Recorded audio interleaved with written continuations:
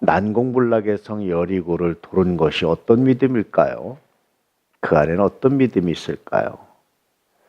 제가 유럽이라든지 저쪽 시리아라든지 중동 지역이라든지 뭐 이런 꽤 나름대로 여러 나라를 가봤는데요.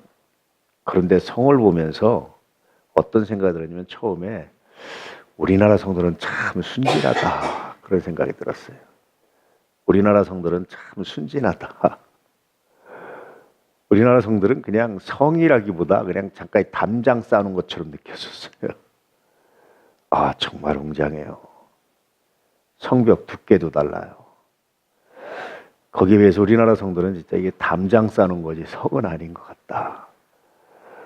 난공불락의 성이라는 곳을 가보면 정말 난공불락이라는 게 이해가 돼요.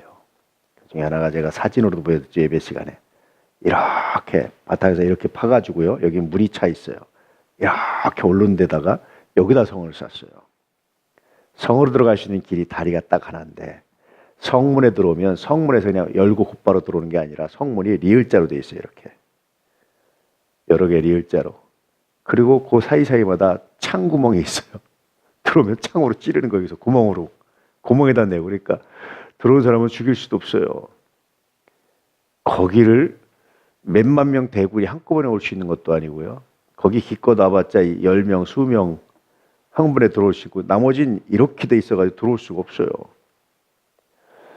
야, 이런 성을 어떻게 점령할까 그러거든요. 근데 세상에 난공불락의 성치고 점령 안 된 성이 없어요.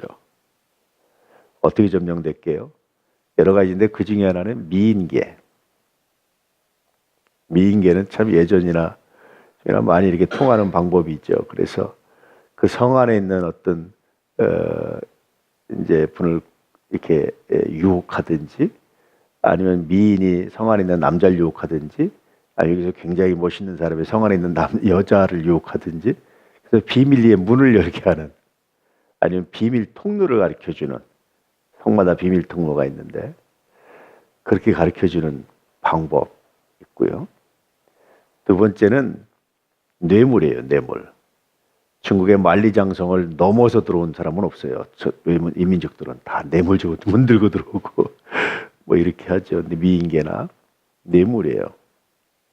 세 번째는 아사작전이에요. 성을 완전히 포위해서 그냥 싸고 거기에 이제 식량이 다 떨어질 때까지 기다리는 방법이에요. 네 번째는 이스라엘 마사다에 그런 게 있는데 이스라엘 마사다라는 곳이 마치 나무 밑둥처럼 이렇게 생겼어요. 바위가 이렇게 밑둥처럼. 나무 밑둥 딱 자른 것처럼 그렇게 돼 있어요.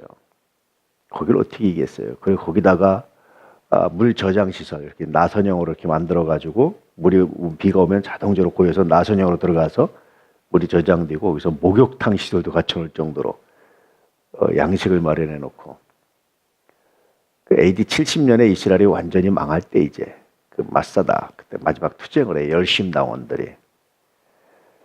근데 그때 마사다를 공격하는 점령한 방법이 뭐냐면 이스라엘 백성들을요. 이스라엘 남자들을 투석기 있죠. 투석기. 그런데 넣어가지고 성으로 집어 던지는 거예요. 이렇게. 그러니까 그 안에 있는 사람들이 열심당원들 민족 정신이 아주 투철한 사람들이거든요.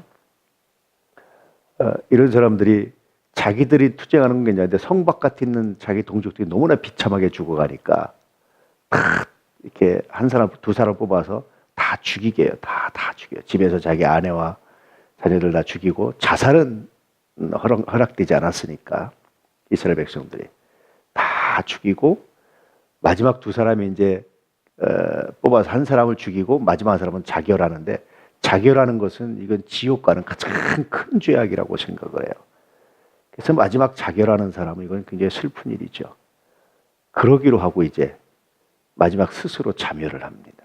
그러기 성이 점령이 돼요. 그러니까 난공불락의 성이라는 게 그래요.